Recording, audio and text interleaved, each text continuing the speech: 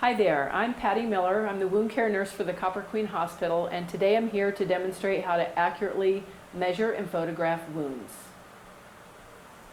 So what we need today is measuring devices, a camera, and cotton-tipped applicators. The reason that we measure and photograph is to determine the healing process of the wound, the decline or the progression, and also for accurate documentation purposes.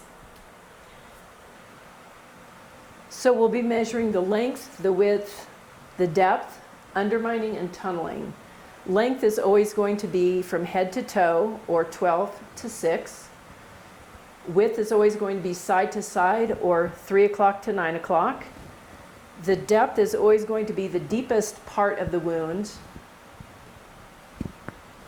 So you'll want to probe and find that deepest area.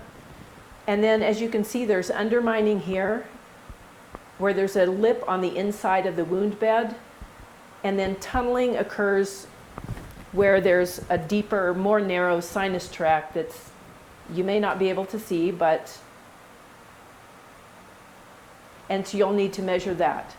The undermining and tunneling will be measured at the depth, and then as if on the face of a clock. So it may be 2 centimeters from 12 o'clock to 2 o'clock.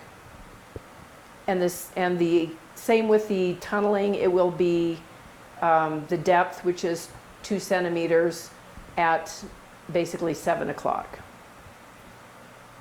When measuring the depth of a wound, you can either use a cotton-tipped applicator, or you can use a plastic measuring device that has the numbers and the lines already on it. Often we don't have these in stock, so cotton-tipped applicators are almost always available, and these can be used as well.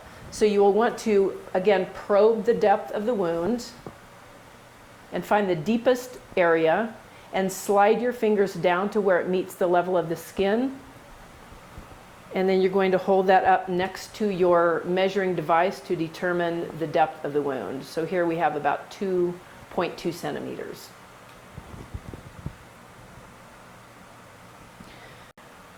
So when you're measuring a wound that's irregular in shape, you'll want to measure, for example, from 11 o'clock to 5 o'clock. You'll want to choose the longest portion of the wound.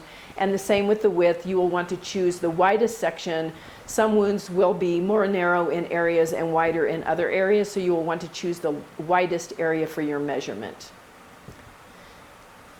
For your photographing, you will need a label that will have the patient's name, the date of birth, the medical record number. You want the date the photograph's being taken, and you want the location of the wound on the patient's body. Always, always wear gloves when you're taking a photograph to show that the wound care was provided with gloved hands.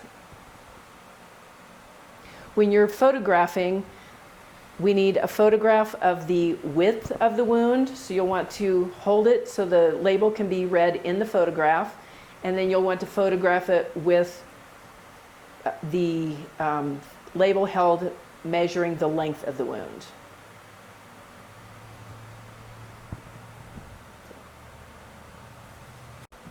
Always use a hospital-issued camera for your photographs. Cell phones are not acceptable. On my next video, we will demonstrate how to apply a wound vac dressing to a patient's wounds, and we will bridge 3 wounds together.